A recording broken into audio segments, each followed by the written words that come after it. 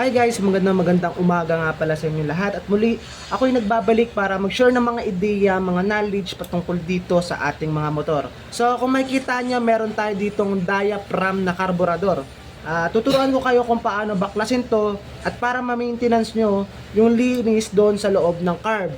So para ito sa mga baguhan na gustong matuto kung paano magbaklas at kung paano ibalik ang mga ganitong karburador. So, bago natin simulan, kung bago pa lang kayo sa akin channel, huwag niyo pong kalimutan mag-subscribe and click notification bell para lagi kayong updated pag may mga panibago tayong videos na mga i-upload. So, tara, simulan natin.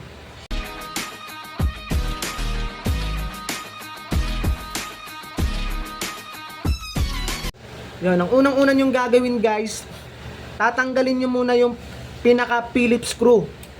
So gagamit kayo ng Phillips screw, no? Mas maganda Phillips screw. Pero ako gagamit ako ng flat screw. No, pwede namang flat screw yan, guys. Mag-iingat lang kayo. Pero ang pinaka proper tools na dapat natin gamitin pag magbabaklas ng ganito ay Phillips screw. So ako alam ko naman na kung paano buksan to, kaya buksan natin ng flat screw.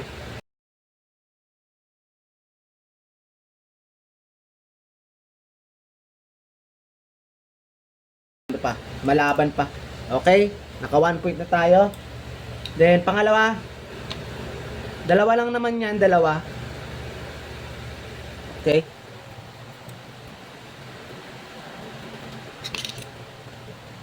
Okay, dalawa.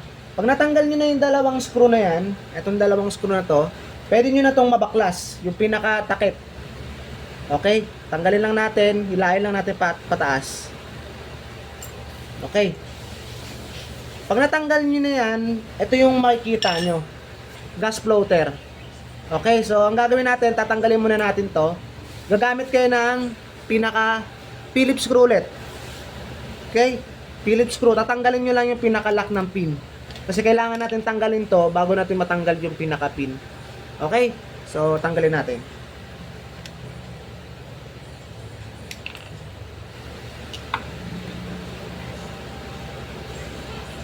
Gamit kayo ng Phillips screw, pero ako flat screw kaya ginamit ko.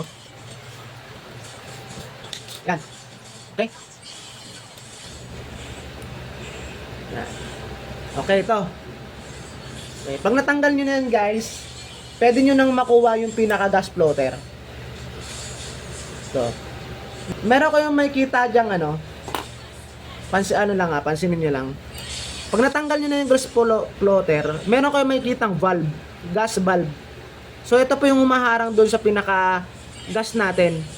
So, ito guys, kahit wag nyo nang pakialaman to, kahit punasan nyo na lang to, wag nyo nang i-ano sa gasolina, okay lang yan. Wag nyo nang pakialaman yan, clearance ito, wag nyo nang pakialaman to. Okay, pag maglilinis kayo ng karburador, okay lang yan kahit punasan nyo lang. Basta ito, wag na. Para sa mga baguhan to guys ha, pero kung veterano ka na, kahit tanggalin mo na yan. Ang iniiwasan po kasi natin dyan, para hindi mawala sa pinaka-clearance itong gas floater. Kasi naka-clearance kasi yan eh. Meron niyang tinatawag na align. So, meron yung tinatawag na alignment. So, kailangan lagi naka-align yan. Hindi siya pwedeng magalaw. Kasi, ang magiging tendency kasi niyan, pwedeng mag-overflow ang ating carb. So, hanggat maaari, huwag nyo nang galawin to. Pasensya na, hindi malabo ang ating camera. Yan. Okay, so isang tabi na lang natin to. Pagkatapos niyan, meron kayo makikitang jettings. Air jettings, tapos yung isa, maliit lang. Pwede natin tanggalin yung itong jettings. So, gagamit kayo ng flat screw ulit. Okay? Flat screw para tanggalin to. So, tanggalin natin. Pero pwede rin kayong gumamit ng 8mm. So, ipapasok nyo lang po dito yan. Tapos, iikot nyo lang ng counterclockwise. So, gamit tayo ng flat screw.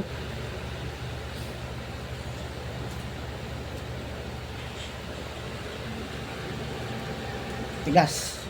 So, medyo matigas guys. So, gagamit tayo ng 8mm. Yan guys, so tanggalin natin siya ng 8mm. Yan.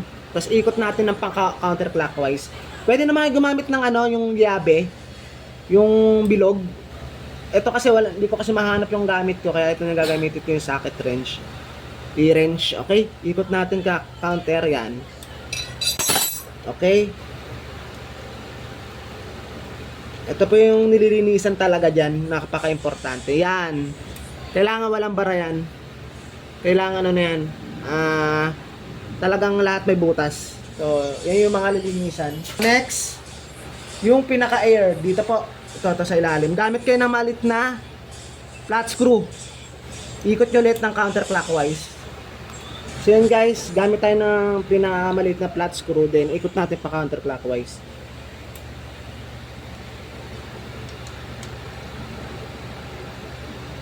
So yun guys. Yan talaga yung mga linisan dyan. Kasi medyo malabo camera natin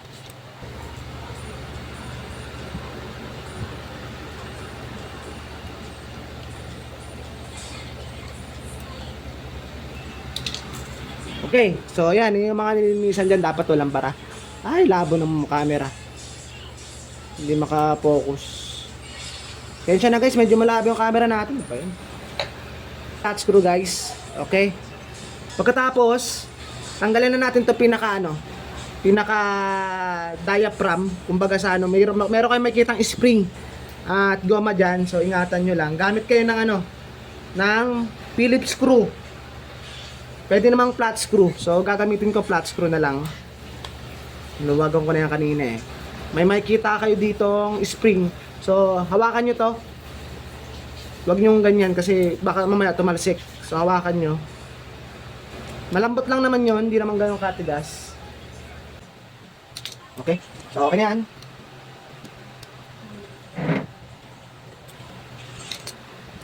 Okay? Then may makikita yung spring at goma.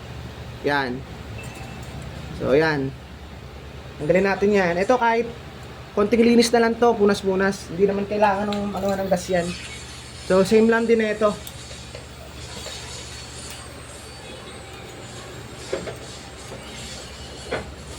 Gumulong. Yan. Tanggalin natin. So yan. Tanggal na. Diba? Tapos kung gusto nyo, tanggalin nyo na rin itong pinaka-chok. Pwede naman. Pero yung iba kasi hindi na eh. Ang talagang nililinisan talaga yung pinaka-jettings. Ito guys, yung dalawa na to. Pero mas maganda tanggalin na natin lahat para makita natin. Ito, tsaka yung isa. Saan yung isa? Wala pa nga. Saan napunta yung isa? So, yan. Ito, spring may makita kayo dyan. So, yan. Okay? Chok yan. So, bubugaan nyo rin ang hangin yan. Next, tanggalin natin yung... Pag nakatono naman yung carb nyo guys, kahit hindi nyo natanggal, hindi nyo napakialaman to. Ito, tsaka yung hangin. So, dahil tutorial, tanggalin natin. Pero guys, kung nakatono naman at gusto nyo lang mag-maintenance, kahit hindi nyo na yung tanggalin guys, okay lang yan. So, tanggalin natin. Ito, minsan tinatanggal din to. Nire-reset. So, meron ka makikitang butas dyan. So, tinatanggal yan. Kumbaga sa di ba, na ganyan nakatayo. Dito sa gilid, meron kayo makikita yung adjustan ng fuel. Yan. So, tingnan nyo natin makikita guys. Yan. Sabihin na sa inyo kung ano yung mga pinakaplas dyan, kung ano yung mga nilinisan. Lost thread na rin kasi itong na to eh. Lost thread na rin to.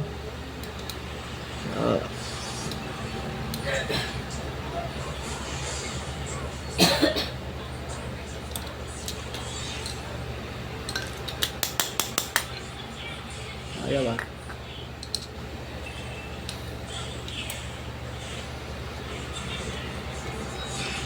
So kung makikita nyo guys, hindi siya matanggal no. Lost thread na siguro yung nito, yung pinaka thread nito kaya hindi matanggal. Kahit anong ikot natin ayaw oh. 'Di ba? Pero tinatanggal yan guys tapos binumbugahan. So turo ko na lang sa inyo guys yung mga dapat linisan sa karburador. So yan, bubugahan nyo to. Ito, tsaka to. Okay? Yung pinaglalagyan ng jettings. Tapos ito po, binubugahan yan. Yan. Tapos ito, bubugahan po yan. Pati yung nandito po sa may choke, bubugahan din po yan. Pati yung dito sa may gas, yung salpakan ng gas, binubugahan din po yan. Tapos yung dito, kasi ito di na matanggal eh, pero binubugahan po yan. So yan yung mga binubugahan, yun yung mga nilinisan sa karburador. Tapos dito sa jettings, yan, ito bubugahan din to. Yan. Pero ito kasi nakakabit doon sa may throttle to eh. Yan. So balik natin. Kasi mamaya na. Yan, binubugahan ko yan. Jettings. Yung dalawang jettings. Yan, binubugahan po yung butas na yan. Tapos sa gilid niya may butas din. Binubugahan din yan. Okay? So sa pagbalik, ganito po yan sa pagbalik. Ito kahit, ito pala guys, binubugahan din to. Ito kahit hindi nyo napakialaman to. Ha? Para sa mga baguhan lang naman, para huwag nyo nang pakialaman to. So ito kahit punas-punas na to, okay lang naman. Hindi na kinakailangan amin ng gas, baka mamaya lumutong pa. So yan, ganyan lang mag-maintenance, ganyan lang magbaklas. So sa pagkabit, balik natin to. Babalik nyo lang naman. Kung paano nyo binaklas, ganun din yung pagbalik. So yan, balik natin guys. Okay, tingnan nyo yung video. Tapos balik natin yung diaphragm. Gawin nyo lang ito. Nakikita nyo to, yung merong kawit, di ba? Bilog yan. Dito yung nakalagay guys, dito. Nakalawit yan dito. Ha, palatandaan, yan o. Kasi hindi pwedeng dito, baka mamaya sisingaw. So dapat, yan, ganito. Ganito dapat, yan. Ito. Tingnan nyo ha. May kanto dito eh, merong kanal. Diyan nyo ilalagay yan. So, kailangan na ganito guys pag isasalpak nyo pala. Yan, pag isasalpak nyo dapat na ganyan. Okay? Tapos ito, ilagay dito sa kanto. May kanto kayo makita dyan, kanto. Yan. Yan guys oh. Nakaganyan. Nakatapat doon sa may kanto. Okay? Tapos, spring. Tulak nyo lang, tulak. Yan. Okay? So, lagay nyo na yung takip. So, yung takip naman, kahit baliktaran, okay lang. Yan. Ipasok nyo muna to dito sa spring. Tapos ganyan. Tapos balik natin. Balik natin para ano. Tapos sa screw guys pala, hindi naman kayo malilito kung sakali magbaliktad-baliktad kasi meron siyang pinaka ano. And dito sa dulo may thread, yung dito wala. Yung wala, dito yan syempre. Para wala ganyan.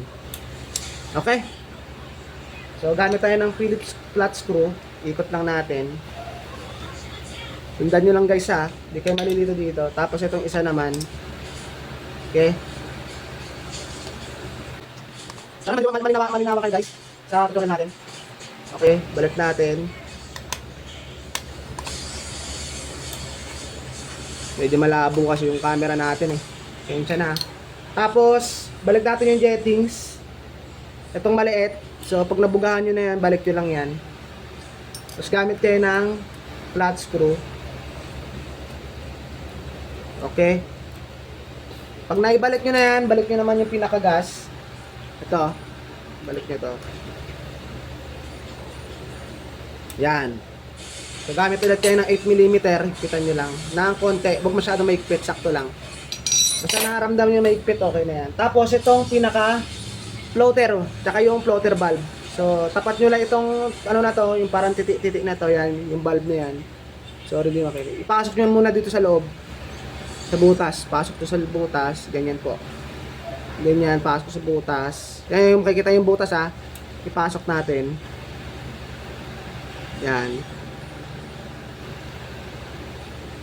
Yan, ganyan. So, para mag-lock, kunin natin yung kanina, ito maliit. Yung screw. Then, lock natin para hindi na siya matanggal. Hindi na siya umangat. Hindi na lang bibilis ha. Para hindi naman dito. Hindi naman matakamay dito sa sundin lang. Okay, so gamit tayo ng Phillips screw, kaya screw. Ito yung Phillips screw, isa. Okay. So pagkatapos niya, pwede na natin takpan. Ito guys, sa pagbalik na ito, makikita nyo naman yung ano yan eh. Kasi pag ganito, yan hindi siya makakabit oh. Diba? So pag ganito siya.